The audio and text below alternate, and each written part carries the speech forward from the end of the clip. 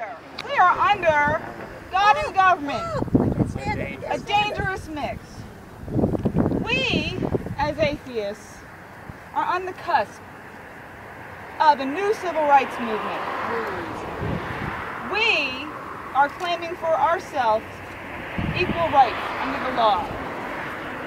So I took it upon myself to print out Martin Luther King's I Have a Dream speech. Okay? And I thought it was very appropriate today of all days, under this sign, God and Government, a Dangerous Mix, to read I Have a Dream. In a sense, we have come to our city hall to cash a check. When the architects of our republic wrote the magnificent words of the Constitution and the Declaration of Independence, they were signing a promissory note to which every American was to fall heir. This note was a promise that all men and women, yes, religious or not, would be guaranteed the unalienable rights of life, liberty, and the pursuit of happiness. It is obvious today that America has defaulted on this promissory note insofar as her citizens of non-belief are concerned. Instead of honoring this sacred obligation, America has given the atheists a bad check. A check which has come back marked insufficient funds. But we refuse to believe the Bank of Justice is bankrupt. We refuse to believe that there are insufficient funds in the great wealth of opportunity of this nation. So we have come to cash this check. A check that will give us, upon demand, the riches of freedom and the security of justice. We have also come to this hallowed spot to remind America of the fierce urgency of now. This is no time to engage in the luxury of cooling off or to take the tranquilizing drug of gradualism. Now is the time to make real the promises of democracy. Now is the time to rise from the dark and desolate valley of segregation to the sunlit path of religious justice. Now is the time to lift our nation from the quicksands of religious injustice to the solid rock of brotherhood.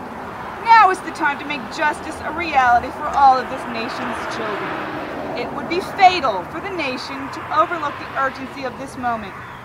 The sweltering summer of the atheists' legitimate discontent will not pass until there is an invigorating autumn of freedom and equality.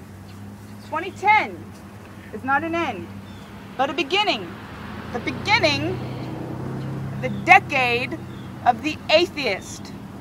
Those who hoped that the atheists needed to blow off steam will now be content, will have a rude awakening if the nation returns to business as usual.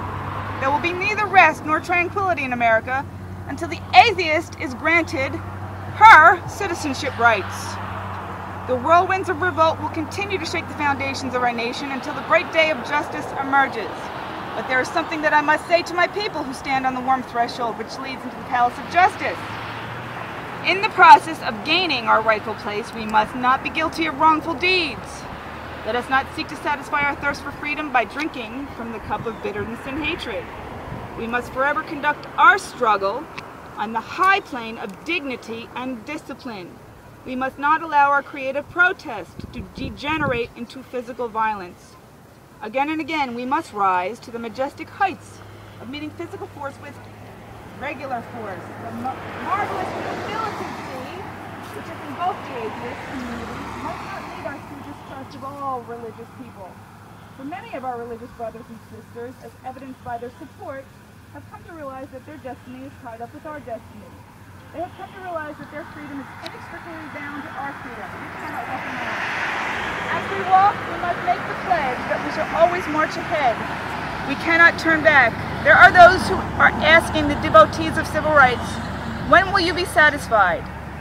We can never be satisfied as long as the atheist is the victim of unspeakable horrors of police bullying.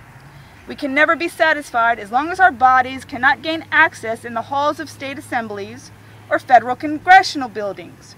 We can never be satisfied as long as our children are stripped of their selfhood and robbed of their dignity by BSA signs stating, "Duty to God and country." We not be satisfied as long as an atheist in Lakeland gets threatened to be boiled in oil, and a humanist in New York believes he has nothing for which to vote.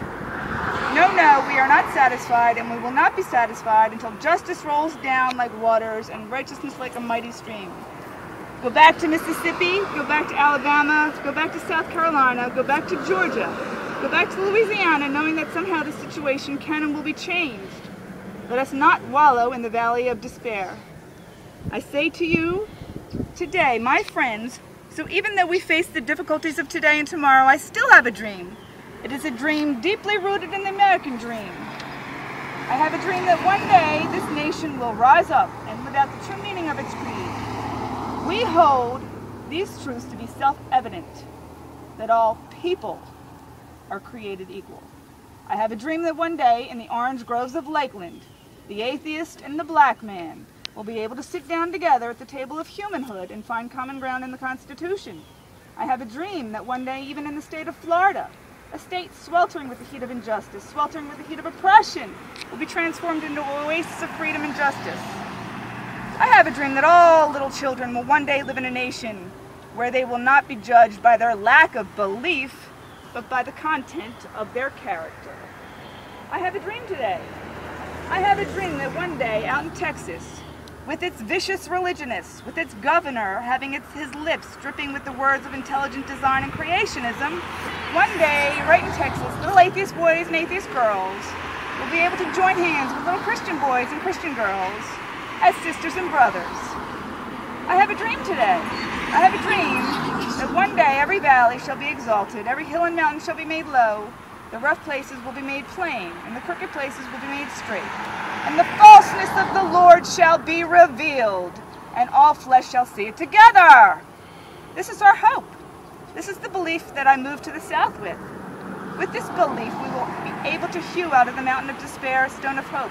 With this belief, we will be able to transform the jangling discords of our nation into a beautiful symphony of brotherhood.